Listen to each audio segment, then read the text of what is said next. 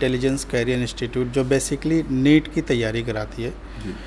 इसमें बच्चे जो हाई स्कूल पास आउट आते हैं उनके फाउंडेशन 11th और 12th की हम लोग यहाँ पे सारी तैयारी कराते हैं, जिसमें फ़िज़िक्स, बायोलॉजी, मैथ, इवन जो बच्चों के बोर्ड के होते हैं हिंदी, इंग्लिश, वो सब सारी चीज़ें हम लोग यहाँ से करवाते हैं।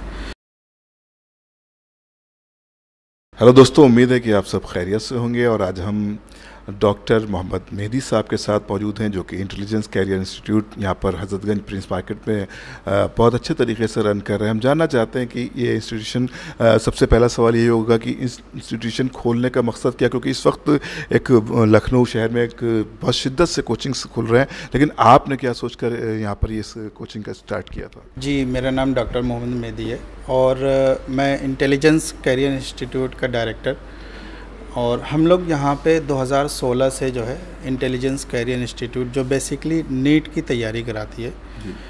इसमें बच्चे जो हाई स्कूल पास आउट आते हैं उनके फाउंडेशन 11th और 12th की हम लोग यहाँ पे सारी तैयारी कराते हैं, जिसमें फ़िज़िक्स, बायोलॉजी, मैथ, इवन जो बच्चों के बोर्ड के होते हैं हिंदी, इंग्लिश, वो सब सारी चीज़ें हम लोग यहाँ से करवाते हैं।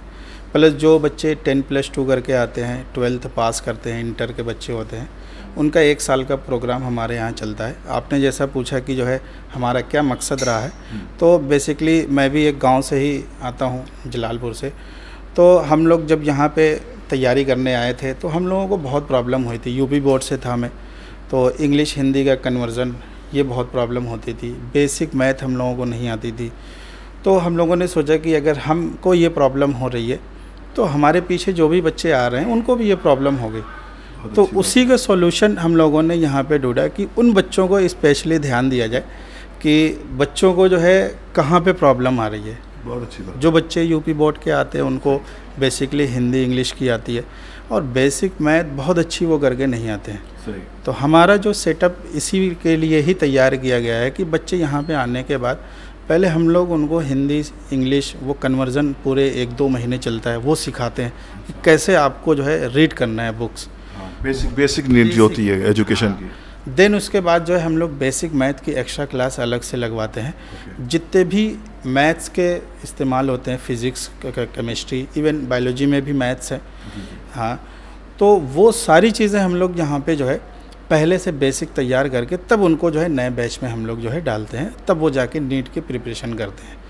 यानी ये ऐसी बात थी जो आपने बताया कि जो रूरल एरिया से आते हैं, जिनको मैथ को लेकर या इंग्लिश कन्वर्सेशन को लेकर दिक्कत आती है, ये चीज़ आपको लोगों से जुदा करती है, बल्कि यूँ कहा जाए कि स्पेशल बनाती है। साथ ही साथ हम यही बात करेंगे, अभी लास्ट टाइम जब मैं आपके यहाँ विज़िट किया था तो एक छोटा सा आपके पास स्पेस था, लेकिन आज की डेट में अल्हम्दुलिल्लाह एक अच्छा स्पेस है, लाइब्रेरी है, तो उस पर किस तरह से काम कर रहे हैं?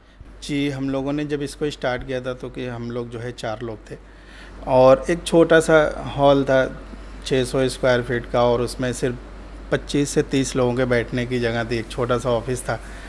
वहाँ हम लोगों ने 1 साल बहुत किसी तरीके से जो है हम लोगों ने मेहनत किया, और मेहनत करने के बाद वहाँ से हमारे करीब 4 से 5 सिलेक्शन हुए। देन उसके बाद हम लोग दूसरी जगह नई चित्रहार बिल्डिंग में गए, वहाँ भी थोड़ा सा बड़ा स्पेस हुआ। अब यहाँ पे उसके बाद हम लोग यहाँ पे मूव किए हैं।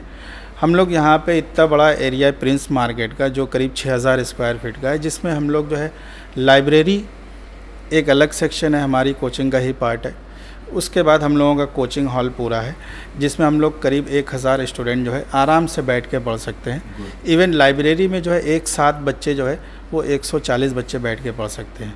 तो ये जो इन्वायरमेंट हमने यहाँ पे क्रिएट किया हुआ है, ये बच्चों की प्रॉब्लम को ही देख के क्रिएट किया हुआ है। बच्चे हॉस्टल में जाते हैं, उनको पढ़ने के लिए कुछ नहीं होता है।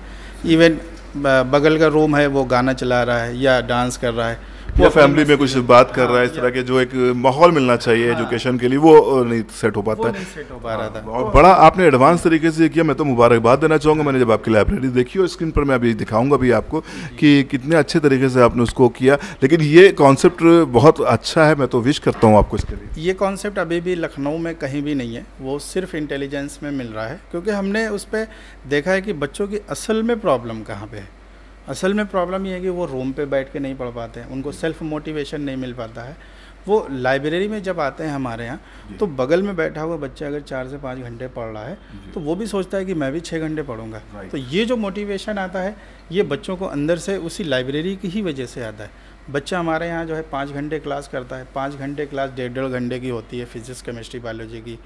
अब उसके बाद उसको सेल्फ करना है, हमने तो पढ़ा दिया उसको, अब वो जब खुद से नहीं करेगा तो कैसे वो आगे बढ़ेगा। तो उस सेल्फ के लिए हमने जो है लाइब्रेरी 8 घंटे के लिए बच्चे को दिया कि आपको 8 घंटे में पूरा जो है अपना सिलेबस कंप्लीट करना है जो पढ़ाया गया है। वो चीज़ें अगर आप अच्छे से कैच कर ले जा रहे हैं तब आप आगे बढ़ेंगे, और यही स्टेप बाय स्टेप हम लोग आगे करके बच्चे तभी जो है सेलेक्ट हो रहे हैं।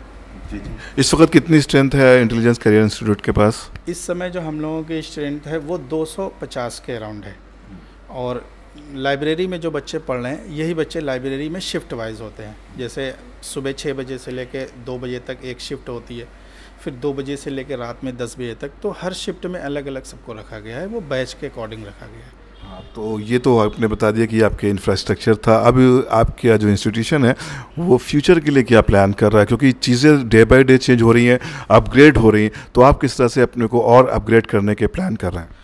हम लोग अभी नई शिक्षा नीति पॉलिसी जो आई है गवर्नमेंट की तरफ से, उस पर हम लोग काम करना चाह रहे हैं। जो क्लास 6 से और क्लास 8 तक जो है ओलंपियाड की तैयारी हम लोगों के यहाँ वो आगे हम लोग तैयार करने वाले हैं। ये शिक्षा आयोग की नीति आ गई है। अच्छा, पहले तो मैं आपको ये भी चाहूँगा, क्योंकि अक्सर हमारे जो व्यूवर्स होते हैं उनको ये ओलंपियाड क्या है या कुछ ऐसे नए वर्ड आए होते हैं, उनकी क्या उसका प्रारूप क्या होता है, उसके पीछे का सिनॉप्सिस क्या होता है, वो मालूम होना चाहिए कि इस तरह की एजुकेशन में जो करंट चल रही है और आने वाली फ्यूचर में जो नई चीज़ें इम्प्लीमेंट होने वाली हैं उनका फ़र्क क्या है। इसमें देखिए, बच्चा एक क्लास 6 में पढ़ रहा है जी, और क्लास 6 में वो स्कूल में है जी। उसके बैच में जो है 100 बच्चे हैं क्लास 6 में जी। और वो एक बच्चा जो है टॉप कर रहा है 100 बच्चों में जी। अब हमें ये देखना है कि वो बच्चा 100 बच्चों में तो टॉप कर रहा है, अब उसी क्लास 6 में पूरे ऑल इंडिया में बच्चे करीब जो है 10 लाख होंगे। अब वो 10 लाख में बच्चा हमारा कहाँ पे स्टैंड कर रहा है, ये कराने के लिए आपको ओलंपियाड करना पड़ेगा। यानी रैंक क्लियर होना चाहिए। रैंक के लिए मतलब हमारा बच्चा ये नहीं कि 100 में टॉप कर रहा है तो हम बहुत अच्छा मान के चल रहे हैं, कुछ अच्छा नहीं है। अच्छा, इस एजुकेशन सिस्टम में जो बदलाव आ रहे हैं इसमें, जैसा कि आपसे मैंने पहले डिस्कस की थी, बताया कि इसमें रट्टा मार एजुकेशन नहीं चलने वाली। वो रट्टा मार वाली चीज़ें ख़त्म हो रही है। अब इसमें यह है कि टीचर्स को भी मेहनत करना है, बच्चे को खुद भी मेहनत करना है, काबिल बनना है। अब क्योंकि ऑब्जेक्टिव सिस्टम ओलंपियाड पे मूव कर रहे हैं, ओलंपियाड के बाद अब इसके बाद आगे 9th क्लास से ही जो है उसको बायोलॉजी और मैथ अलग अलग करनी होगी। मतलब जिसको नीट में जाना है वो 9th से ही जो है उसको करना पड़ेगा कि जो है आपको 9th से ही जो है बायोलॉजी हमें लेना है। पहले ये चीज़ें होती थी कि 11th से हम आते थे हाई स्कूल क्रॉस करने के बाद जो हमें बायोलॉजी लेना है या मैथ लेना है, अपना इंटरेस्ट फील्ड लेते थे बच्चे, लेकिन अब वो चीज़ें 9th से हो रही हैं और क्लास 6 से 8th तक बच्चे को ओलंपियाड का एग्ज़ाम देना होगा। ये पूरे ऑल इंडिया का एक एग्ज़ाम होगा। वो एक एग्ज़ाम में क्लास 6 का सारा बच्चा बैठेगा, उस एक एग्ज़ाम में क्लास 7 का सारा बच्चा बैठेगा। अब जो बच्चा क्लास 6 में 10 लाख बच्चों में टॉप कर रहा है तो यही आगे आके नीट में भी टॉप करेगा, यही आगे आके यूपीएससी आईएएस पीसीएस की तैयारी करेगा तो वहाँ भी टॉप करेगा। इसी के साथ के ही बच्चे आगे बढ़ते हैं। तो सरकार इस पे ध्यान दे रही है कि बच्चे को रट्टा मार स्थिति से निकाल से उनको जो है अब आगे काबिल बनाना है।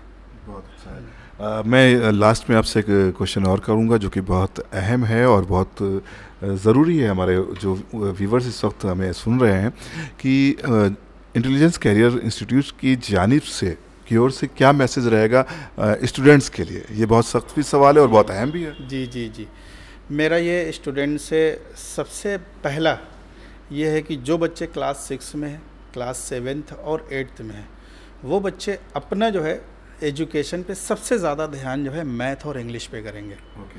क्योंकि इसी का ही आगे पूरा यूज़ है। अगर आपको मैथ नहीं आएगी ना आप आईआईटी कर पाएंगे ना आप नीट कर पाएंगे, नीट में फिज़िक्स नहीं कर पाएंगे।